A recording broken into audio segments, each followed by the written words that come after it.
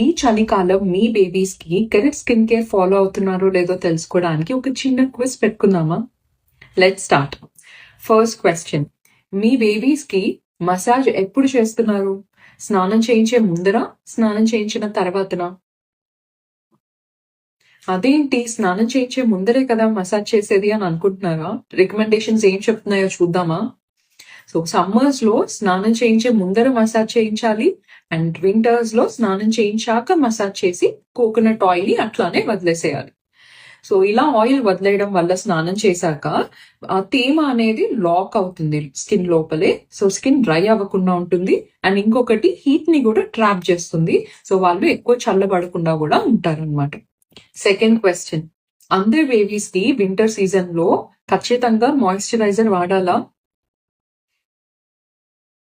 అవసరం లేదండి. Normal skin ఉన్న పిల్లలకి స్నానం చేశాక ఇలా కోకోనట్ ఆయిల్ వదిలేస్తే అదే సరిపోతుంది. ఒకవేళ కనుక కోకోనట్ ఆయిల్ అప్లై చేసినప్పటికీ డ్రై ప్యాచెస్ కానీ డ్రైనెస్ కానీ ఉంది అంటే అప్పుడే మాయిశ్చరైజర్ అవసరం పడుతుంది. థర్డ్ క్వశ్చన్, వింటర్స్ లో బేబీస్ కి వేడి వేడి నీళ్ళు 2-3 బకెట్లైనా పోస్తే చాలా మంచిది. ఇది కరెక్టా తప్పా? ఇది కూడా తప్పు.